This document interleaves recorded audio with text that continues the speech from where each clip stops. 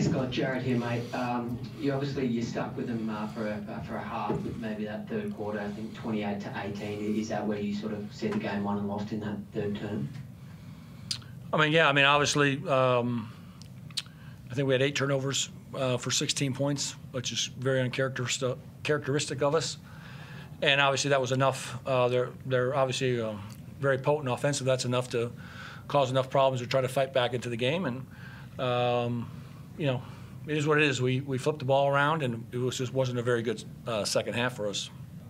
Were you happy with the tempo in the first half? You sort of made it a grit and grind game, a bit more like a jack jumper style of game. Were you happy with the flow of the game in the first half? Yeah, I thought we were pretty solid across the board there in the first 2 quarters, and I thought the tempo was fine, and we were doing a lot of good things. And this team is obviously extremely explosive. If you give them live ball turnovers and you're not executing very well, they can get on runs, and they're hard to stop. Yeah, on the back of that, they shot 47% from 3 and scored 95 in the end. What can you guys do differently, I guess, in game 2 to try and restrict them a bit more? Well, I haven't watched the film yet, but obviously we have to guard the three-point line better. Fair enough. And I guess, what was your message to the guys after the game, Scott? It's just one game. If they would have won by 1 or they won by 50, it's still just one game, and it's a series. And the same thing what we did in United and lost the first game there, and learn from it. We got 36 hours to kind of flip the script and go back through it and tidy up some things, and just on to Sunday. That's all from me. Thanks, Scott. Yep, no worries. Someone else jump in? Chris Pike, please continue. Yeah, Fab, how did you find things out there in your first grand final experience? It's decent. It was good fun, good crowd, but at the end of the day, just another game of basketball for us. We felt, as I said, that first half we felt pretty good. Felt like we were in control of the pace of that, and I think that third quarter got away from us. But ultimately, just we'll figure out we did some good things, we did some bad things, and we'll figure it out, and hopefully we do more good than bad in game 2. I'm not sure a team's shot 54% from the field for a game against you this season. Are you pretty confident that won't happen again starting Sunday? That's something we pride ourselves on. I think we sent them to the line a lot in that second half, so I guess that helps when we're not making them finish some tough shots. We're sending them to the line for those ones, and then they're getting their easy ones. It's something that we don't do too much, and it's not what got us here. So something we've got to get better at.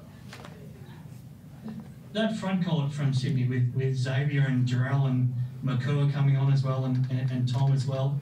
How did you find that battle, and what sort of a different sort of a test do they provide than perhaps the bigger fellas from Melbourne that you were up against? It's different, as you said.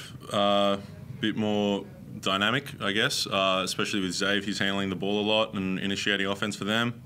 So it's just something a bit, I guess, unique when a different challenge, and they provide that. So I think we did all right. I guess we got to adjust how we guard him a little bit more. But for the most part, I think we just got to be solid, make him finish tough shots, and really just don't let him get going on offensive rebounds.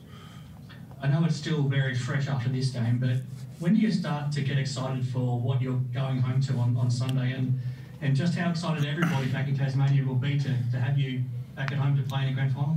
Yeah, it's exciting. We know we're going to get back there. We're going to have 5,000 people right behind us, pushing us, and it's a big advantage. And I think our last couple games at home have kind of had that atmosphere, and so we've really learned to, I guess, thrive on it and use it. And I'm sure it'll be no exception on Sunday. It's still going to be a tough game, but as you said, we got an incredible fan base, and they're gonna come out. Brian, jump in. Yeah, hi Scott, it's Brian here. Just with the first half, obviously your research was great. You were able to stem their free-flowing game and athletic game that you guys talked about last week. Does that give you some confidence that you proved tonight that you can really, I guess, manage that sort of game style? And is that something that you can take into? I guess it's a 5-game series, so you got a chance to go back and revisit that. Well, we don't have a lot of choices. That's how we play. So at the end of the day, we have to do what we do and just do it better.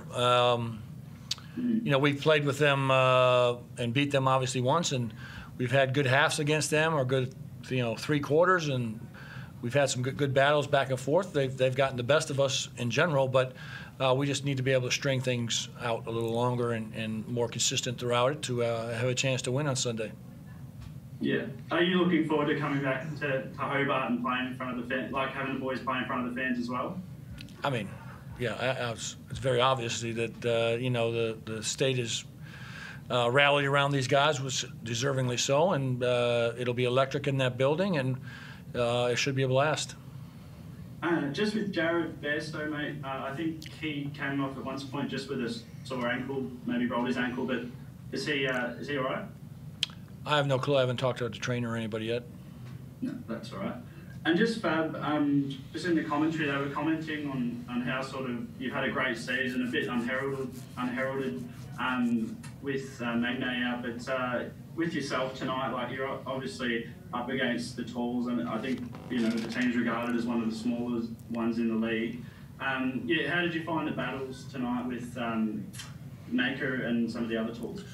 I've been playing the 5 base, starting in the 5 for half the year, basically going up against taller guys than me. So I guess nothing different in that regard. As I said earlier, like it's different with Sydney in terms of how they play through their bigs. So that's always a fun challenge. And just the confidence I've got in playing with these guys, and I feel like I can go out there and just play basketball, not overthink too much. I know defensively I'm always locked in and trying to do the right things, and offensively I think I've grown a lot in the last couple of weeks, last couple of months, and just keep backing myself and I know when I'm out there, I know we all feel the same way. When we're playing, we have the confidence to make plays, and we all back each other in 100%.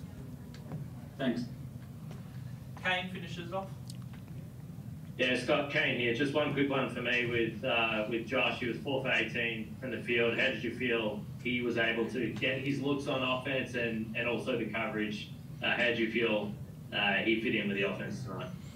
Well, obviously, I had a poor shooting night, and everyone that we've played these last, X amount of games, 7, 8, 9, 10 games to finish the season, and moving through the finals to this, they're obviously heavily focused on Josh and Majet, the Joshes. And so, they're trying to take everything away from those guys as best they can, and we need other guys around them to continue to help them. And, he's just going to have to battle through some things. I thought he got fouled a few times getting to the rim that weren't called, but his intent was good, and we'll manage it. And again, it's a chance to, flip the script and just move on to another game and see what happens back on Sunday. Okay, that's all. Thanks, guys. Thanks, Yep, you got it. Thank you.